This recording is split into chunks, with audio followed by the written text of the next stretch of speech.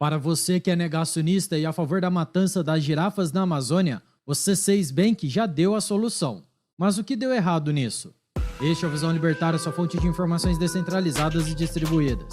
Esse artigo foi escrito por Amazônia Livre, revisado e narrado por Coreia com K. O banco C6 Bank é uma dessas fintechs que chegaram com a propaganda de revolucionar o mercado de pagamentos e rapidamente evoluíram para o sistema bancário, com todo tipo de serviço financeiro.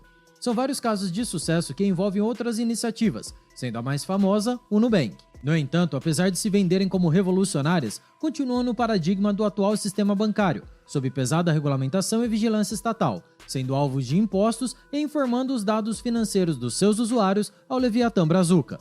O que não quer dizer que elas não sirvam para nada.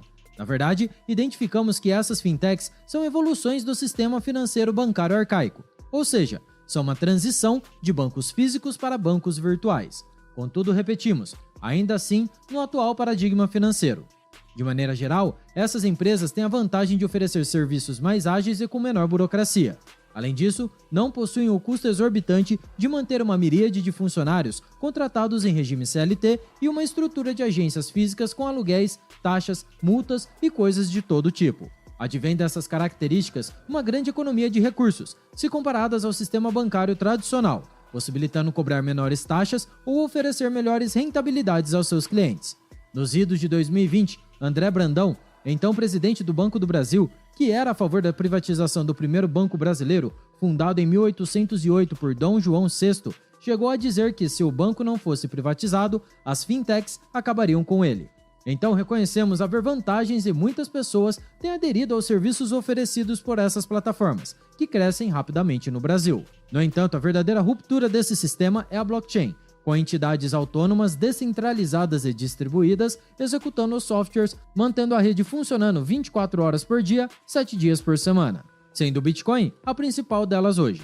Mas o tema se chama C6 Bank, cujos procedimentos lacradores tratamos no vídeo Pegada de Carbono, mais uma conta que você vai pagar, disponível aqui no canal. O link está na descrição. Naquela época, verificamos que a fintech iniciava um movimento perigoso no sentido de disponibilizar aos clientes um mecanismo de cálculo de CO2 gerado por seus gastos, e assim, permitindo que o cliente pagasse para que suas emissões fossem zeradas. Defendemos que se o indivíduo acredita que deve zerar suas emissões de gás carbônico e assim anular os problemas das queimadas das florestas e da morte dos fitoplânctons marinhos, ele pode fazer isso.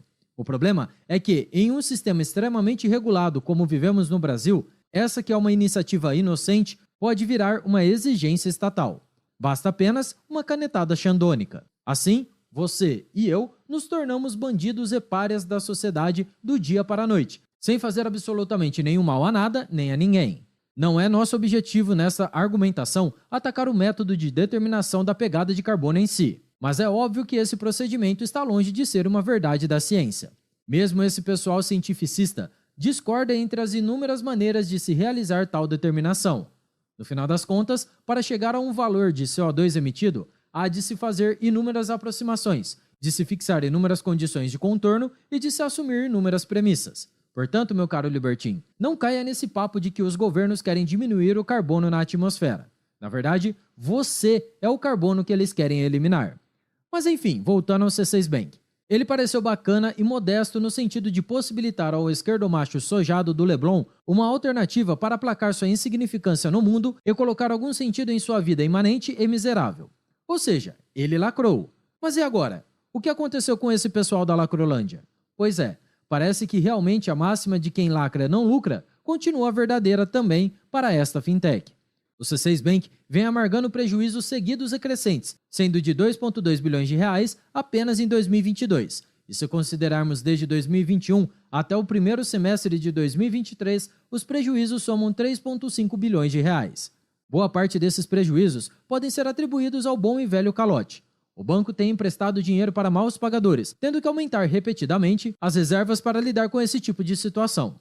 Apesar de ser uma empresa conhecida e atuar em todo o território nacional, o fato é que a contabilidade do C6 Bank é restrita, já que suas ações não estão listadas na bolsa. Essa caixa preta tem assustado investidores e clientes.